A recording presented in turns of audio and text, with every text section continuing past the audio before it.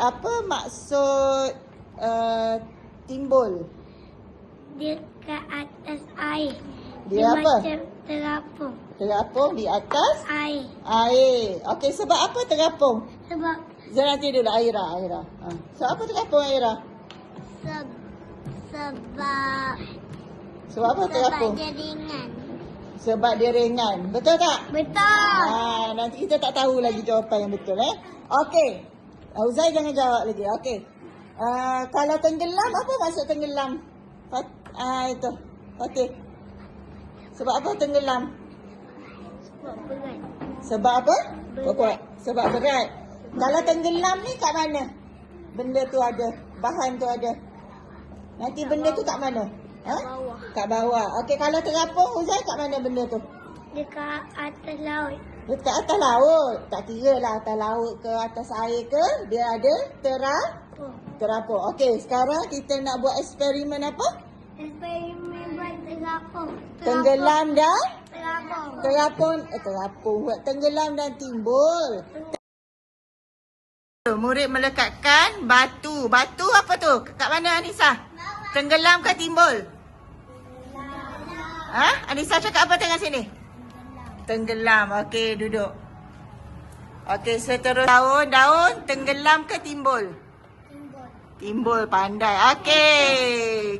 Kita tak buat lagi. Kalau cawan plastik kat mana Ukasha? Tenggelam ke timbul? Timbul. Okey, good. Duduk. Ku kat mana Kashaf? Kat bawah. Tenggelam ke timbul? Tenggelam. Okey. Atas kat mana? Timbul. Okey. Tuduh besi kat mana? Tenggelam ke timbul? Tenggelam.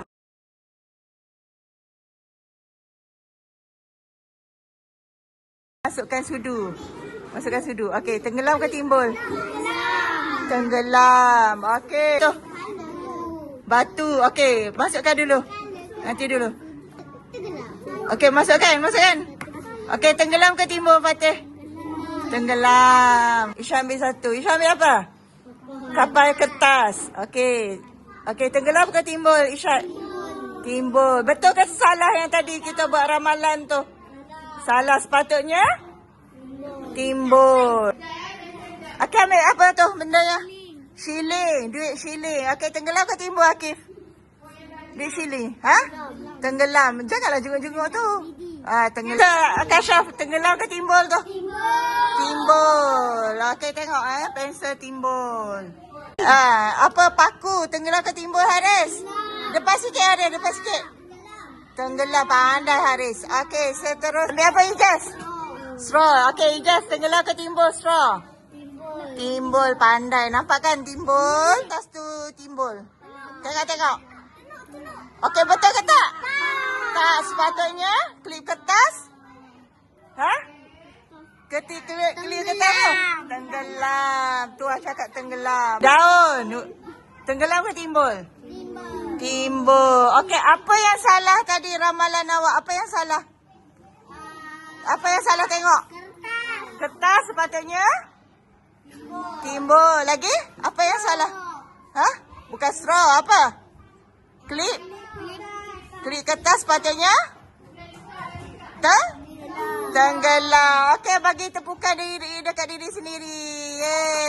Okey, murid membetulkan semula ramalan yang telah dibuat tadi. Okay, murid membuat aktiviti pengukuhan di dalam lembaran kerja. Okey.